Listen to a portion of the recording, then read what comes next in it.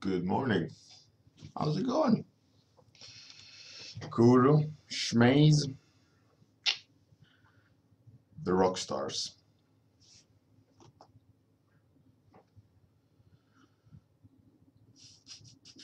How's it going? How's it going? Me, I'm a bit tired. Hey, Dennis, good morning. Passenger, that is. Greg Simon. Dear Bard, hello, hello.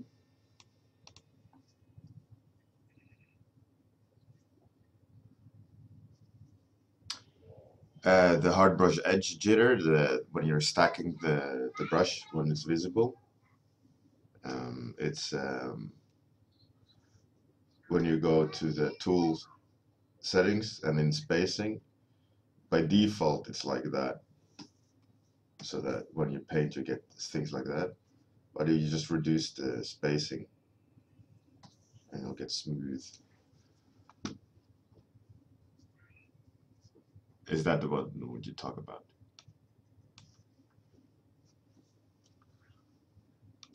And then when you do that change, you need to make a new brush, and the brush will end up at the back of everything.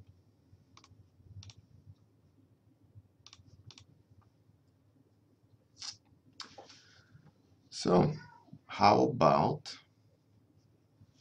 giving me some topics? Let's do this. Let's do it. Let's do it.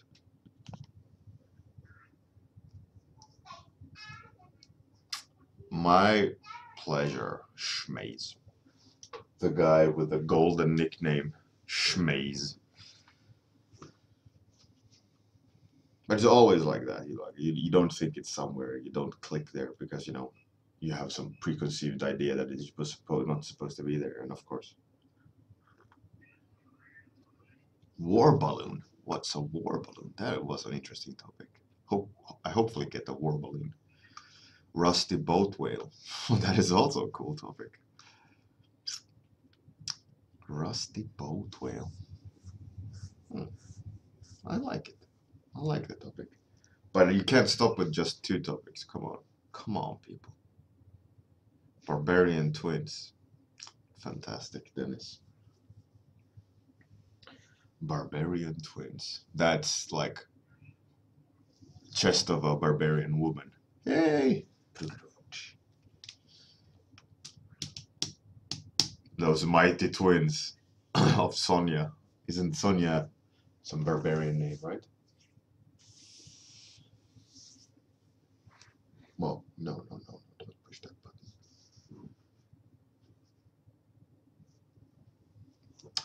Anyway, so if it's only 3 topics, we'll do 1 to 3 is, or 1 to 4 is your topics. Okay. There is 1 to 4, 5 now. Cool. All right. So let's roll the dice and see what number it is. Number 5. Strange key holder. Cool. That is number 5, right? 1, 2, 3, 4, 5. Yes. Greg Simon.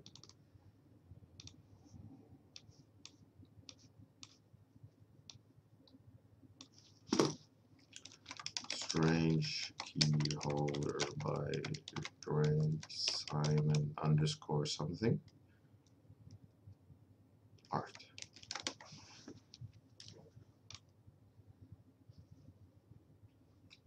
That's awesome. Cool topic. I like. Okay, for today, I will do a horizontal setup. So, strange key holder. That makes me think about a warm-up, a 30-minute for this group Spit Paint I did a couple of years ago. Strange key holder. I'm really struggling not to. All right, I got an idea. It's an extremely fantastical creature. It's a guy. It's like a creature, right? That's gonna be sitting with the key hanging from its face, almost like this deep sea creature, you know, that uses a lure. It's called a lure fish or whatever it's called. Lure. That's a word really hard to say correctly in English. Lure. You have to do it in the corner of your mouth. Lure. A lure. I have no idea how to pronounce it correctly. A lure. Lure. Lure. A lure fish. Lure. People just joining the stream will think I've just completely lost it.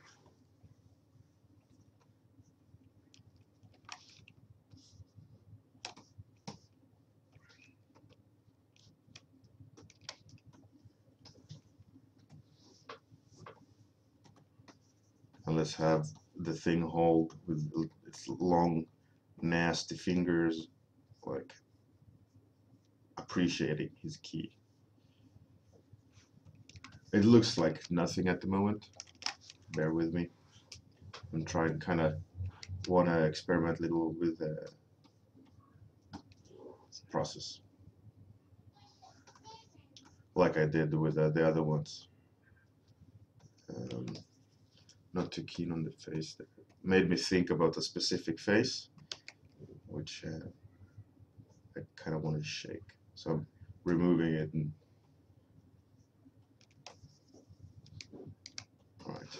I think I got it. Hey, good morning, Kilrathi. By the way, Jetlag, Captain Jetlag, Chris Newgard, thanks for the topic suggestion. And congratulations, Greg Simon. Your topic is the winner chicken dinner. Okay, let's just kind of block some stuff in. I also want to experiment with doing stuff like this, like duplicating the layer and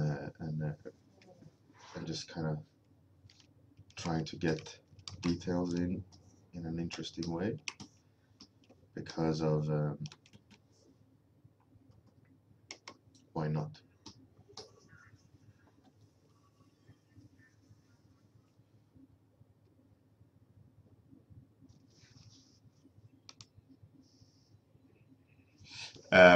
Dennis, yeah, I completely have a picture already in my head where I want to take it. I see it rendered and painted. I see the character moving. All I need to do is, like, with the time frame I have, try to trace it from my mind as far as possible. Hey, Sofa Straggler. Welcome. That's nice. Well, I'm happy that you made it. Thank you for coming. And I'm glad Kuru made you come. without the sexual innuendos. Genuine, happy that you're here and that you came.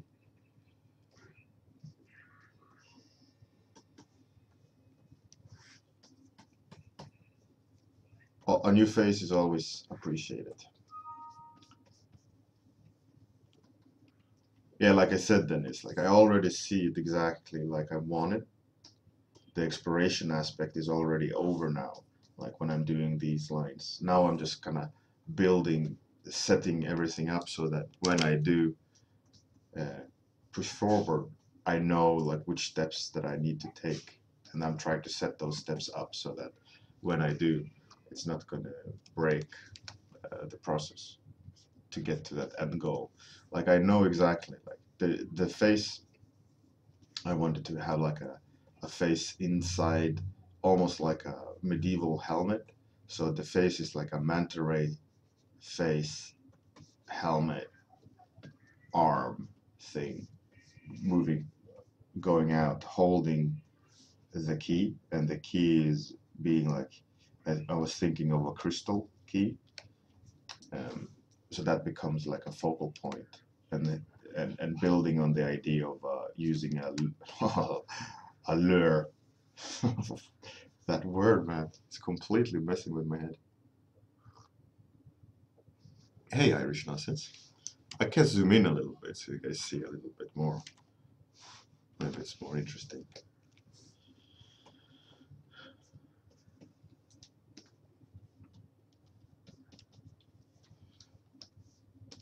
So that's the general idea of like what I'm pursuing now. Minor details I don't see clearly in my mind, but as a whole picture, I do. And all the decisions I'm making as I'm painting, I'm questioning them if they match the end goal picture in my head.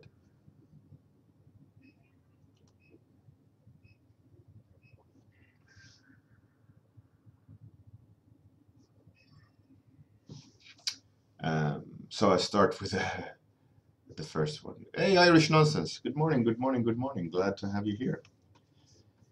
So, Kuru, practicing visualization. It's it's a hard thing to kind of break down, but one good thing is to build something that you imagine, or practice finishing something that you are thinking about before you're doing. So like in this instance, I got the topic, I got a mental image of what I want to pursue, and as I was sketching it, I was struggling shooting like, will this fit into the equation, will this fit into the equation, is this shape good, is it what I want it to be? And then when I saw it, that when all the lines connected, like, yep, that is the shape, I can feel the blanks in between, and know the steps to get there, right? um, but how to practice that is a bit tricky. I think that is going to be my talk at IFCC this year about creativity, and I'm going to talk about different processes that you can play around with in order to kind of free your imagination. I think it seems like a lot of people would be interested in techniques of how to get random results using your own imagination and or process. What do you think of that as a lecture, a 2 hour lecture? I think that would be pretty cool. And I will, of course, try to set it up so that um, it's interesting to listen to. Maybe I'll even show all the processes and talk about them. And I think that's currently what I'm thinking about for my lecture. Um, so I guess that Kuru I will have better answers to that the more I work on my lecture. Um, so Shmaze, at what point did you make the shift from having a picture in your head to actually being able to put that on paper as you imagined it? Well,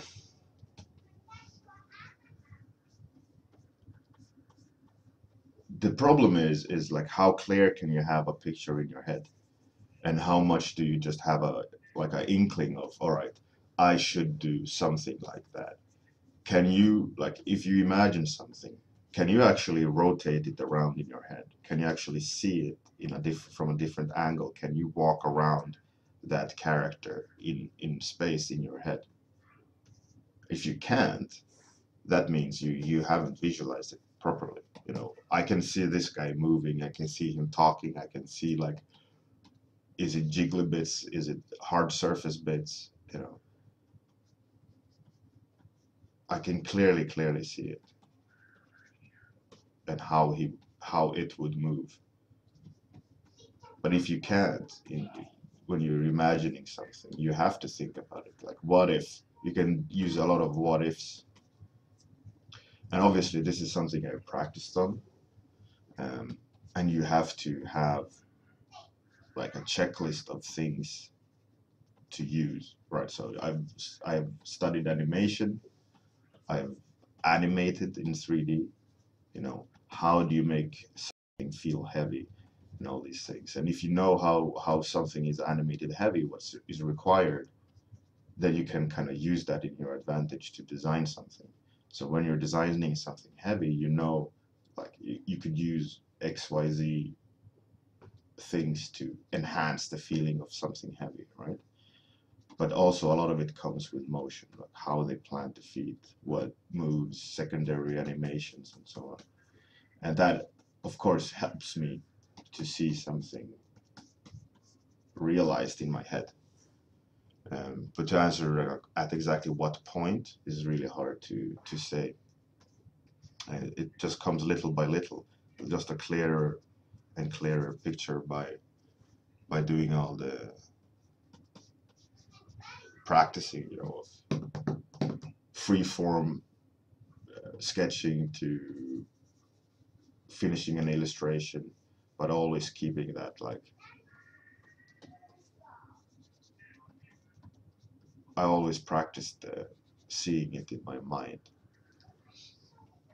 You know, like they say, it's whatever you practice over and over, you'll get good at.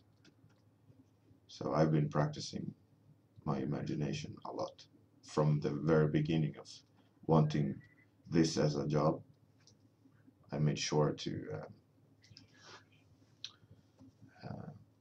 always practice imagination at the same time as doing studies. Like I mentioned about life drawing, like I did the model into a demon or monsters at the same time as I was drawing the body. I like started adding horns and things and scales or whatever, just to practice the implementation of imagination. So I obviously looked at the model and, like, okay, what thing can I do with the model? I guess I don't know, ramble.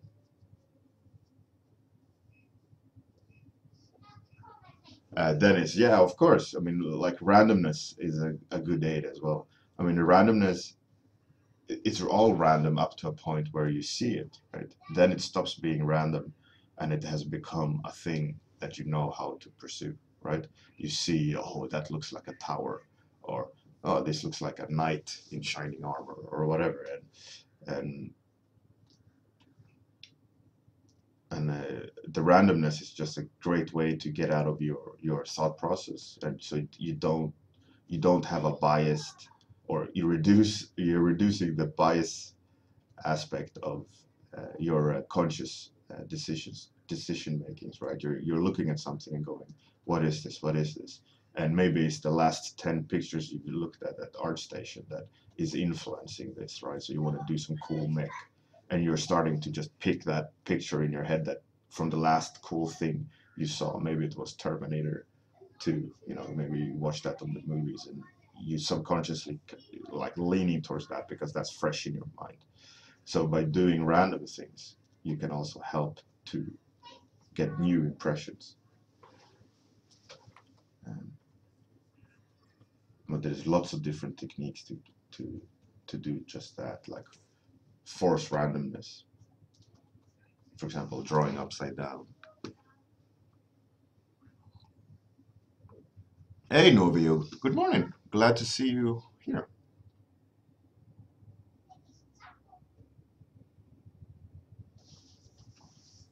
Irish nonsense lines. Um, there's a bug in the brush matrix. Photoshop has really bad lines.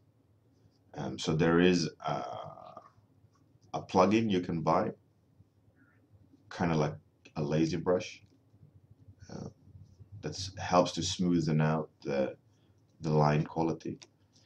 But usually what happens is the more you're zoomed out and doing line art, um, when you zoom in, the line will be really jagged. Like you see, this line looks pretty good, but when you zoom in and look, it doesn't have a nice clean edge to it.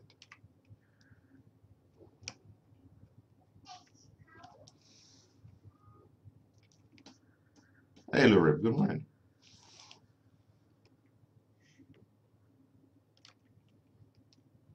Captain Jetlag. Yeah, drawing upside down is a classic way of, like, now you don't see what it is you've been drawing, right? So now you're just going on information, like randomness. My mind now can't see what I've been drawing, right? The object is in a different angle, and my mind just goes, I have no idea what this is. Um, and it's a great way to practice copying something, but also it can help you with designing something or painting something just based on the perception of relationship between forms and not your symbolic thinking. Like the mind loves thinking in symbols, and as soon as it sees something, the whole classic saying, when once you've seen it, you can't unsee it. That is like the monkey part of our brain going, oh, I love symbolic thinking because I know now what a, I don't know, bird looks like. I can more easily hunt it. My mind just thinks, where's the bird shape? Where's the bird shape? Oh, there's the bird shape, even though it's camouflaged. Uh, so that's the reason why our brain thinks, really enjoys symbols, uh, or one of the reasons. Um, so it's a good and a bad thing. Great when we want to design something, when we can design in symbols. Bad when we're trying to design something we don't want to have a preconceived notion of what it is, so we start thinking in symbols. So it's like a coin toss.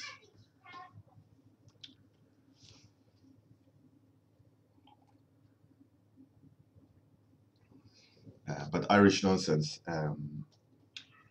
all these like beginner guides to using Photoshop, there's bazillion of tutorials out there. Probably a good suggestion would be the magazine Imagine Effects. Um, if you buy a copy or subscribe to it, they always have tutorials in there. Really, like from a full range of professional tutorials to just skilled artists talking readers through steps and tips and tricks and so on.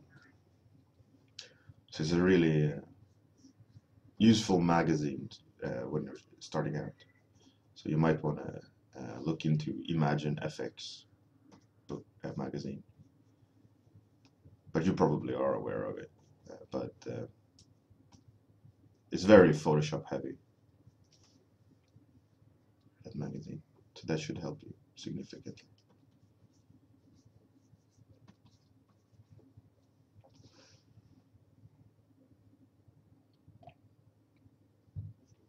So just more or less past the midway point, 11 minutes left. So pretty good, well off.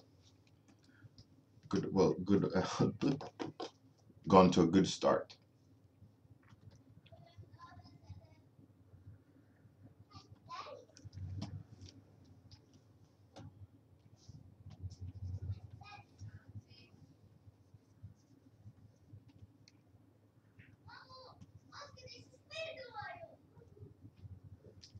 My kids are home, both of them, so you might hear them.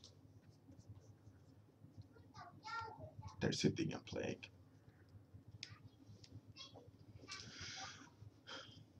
Okay, let's start pushing some stuff in to make some kind of mood here. I still need to render some arms and things like that, but I want to play around a little bit with mood.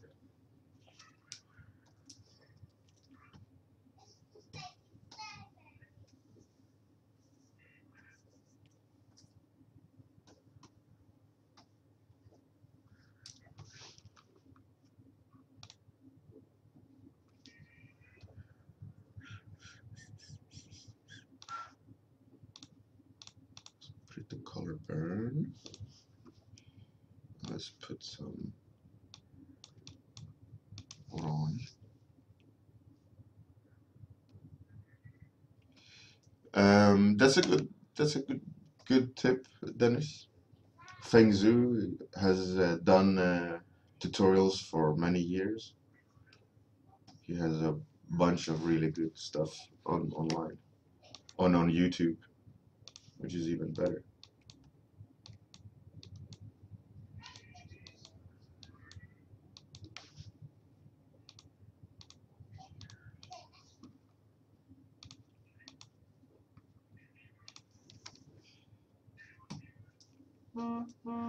Okay. Twitter for business.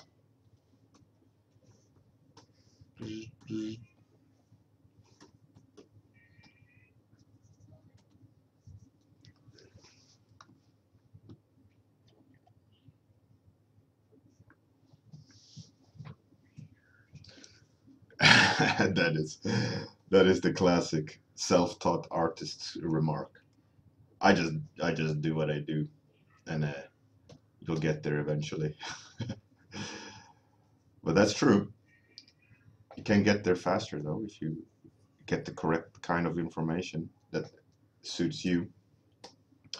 But then there's also like, what is the correct information that suits you? When you don't know that when you're starting out.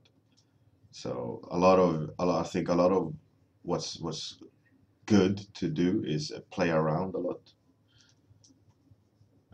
Experiment with techniques, topics, programs, but also try to think about, like you would use a scissor to cut paper, right? But you can also, use a scissor for many different things, but usually it always involves cutting. Now this is going to sound like a really stupid analogy, but like if you use Photoshop is good at certain things, but it doesn't need to be the one stop for everything, It's like you can cut a paper with a knife as well, or you can fold the paper a lot. So my point is just, Photoshop is just one of many programs you can use. You don't need to feel like you have to use Photoshop if it doesn't suit you. I mean, for the longest time, Paint, what's it called? Coral Paint, right? Was used as much as Photoshop. Photoshop isn't the one true only standard of painting digitally. So maybe some other program will feel better for you. And obviously, of course, you should use that program because when it comes down to it, it's all primarily what feels good for you, right? What makes you happy doing art, and is it in Photoshop or MS Paint or it doesn't really matter. That's my point. With my stupid analogy of scissors, sometimes my mind goes to stupid. What can you do?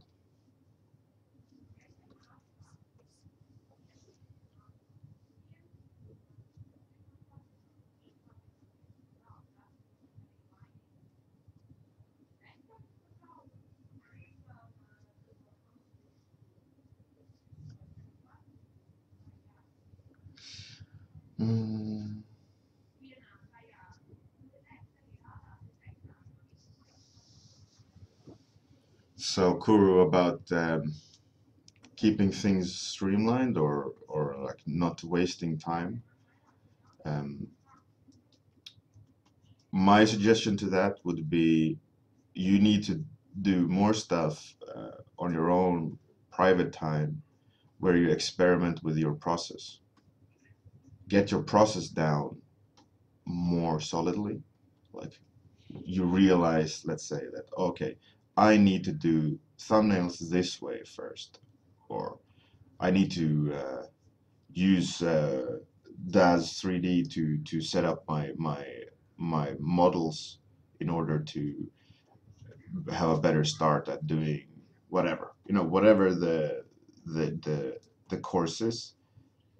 Try to figure that out so that learn, you teach yourself more of how you like to do stuff, and don't try to force a behavior in unless you need to for work, in the sense that they need to see thumbnails before. But a thumbnail can be anything. So try to figure that out of how you get the best start. How do you get out an idea? And that can come with the experimentation or do research, or you know, but it has to be done so that you know where to start. If you don't know where to start, then you're just going to endlessly scribble until you see something, and that is going to be a very random thing. But if you know, like, okay, I like starting my paintings this way, at least that's one step in the right direction, right? Maybe you need to sketch a lot before. Maybe you need to draw the same thing more than once. Try to get to know yourself.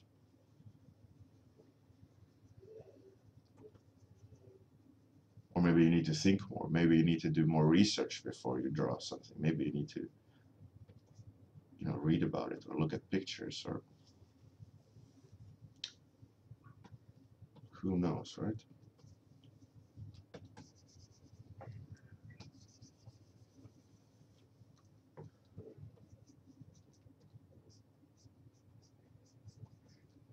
That would be my suggestion.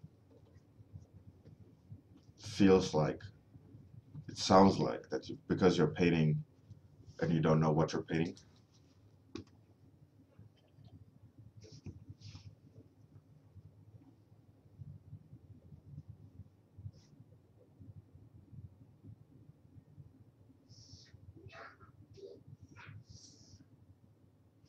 Sofa, sofa strangler. That's really cool. Yeah, Coral Painter uh, is a really cool program as well. I used to play around a lot with it, but it never stuck. I enjoyed Photoshop's responsiveness way more, and like the whole custom brush aspect. And I had just used Photoshop too much in order to stop using it and using Painter. But it was really fun. It's a really cool program. I really recommend it as well. It's like one of those like uh, Marmite things, right? You either love it or hate it, but it doesn't mean it's wrong.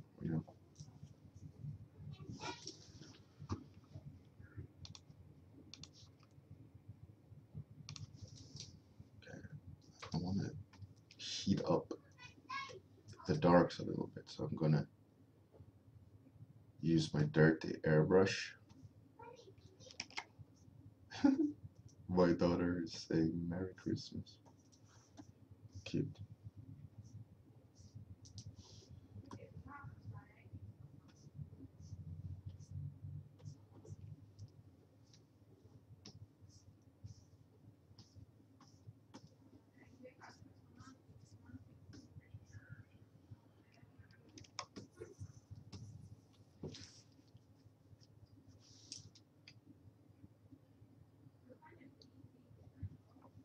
Kilrathi, yeah, definitely.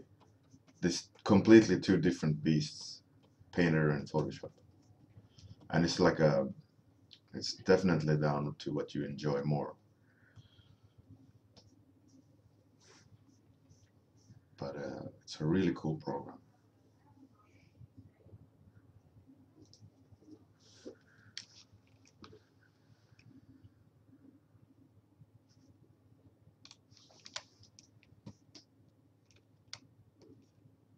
Oh, really?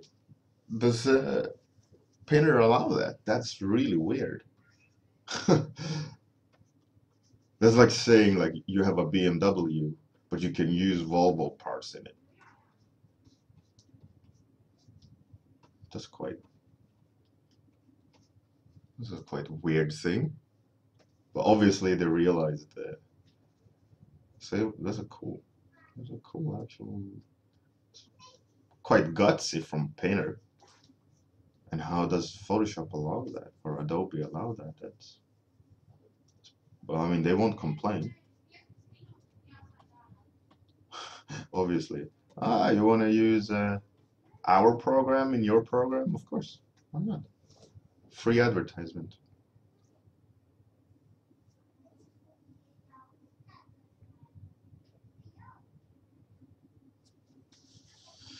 Sofa Strangler, yeah, definitely. But it's like a analogy to traditional art, like watercolor painters. They just do watercolor and they do it so well. Give them like uh, charcoal and they'll go like, ooh, what is this? I don't have no idea how to use it. They'll, you know, of course, I'm reducing them into retards, but um, the tool itself is as important. That's why practice is important because you're practicing using the tool as much as creating with the tool or getting the end result. And the what's it called, the kind of inactive aspect of using a tool. No, not inactive, but like the result of using the tool rather than the tool is not the part of the picture. Whatever, I'm rambling. Oh, time's up. So this is what ended up today. Thank you very much, Greg Simon, for the strange key holder topic. Thank you, Captain Jetlag, for letting me know. I want to also change so that it beeps when time is up or something for the 2.0 warm up. But anyways, thanks everyone for coming. Um, I will have a quick talk with my wife to see if she's cool with me doing an extra stream. In that case, you'll get notified. But if not, uh, see you tomorrow morning.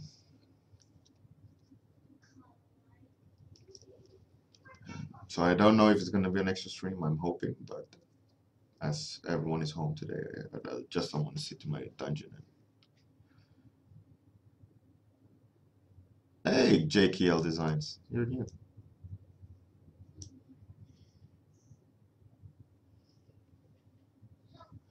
Thank you, Captain Jetlag. Yeah, it's fun. There's a like difference between designing and painting and doing it at the same times. We'll see. It's fun. Thanks, everyone. Have a great day. Good night. Bye. Outro. Outro. It's coming. It's coming.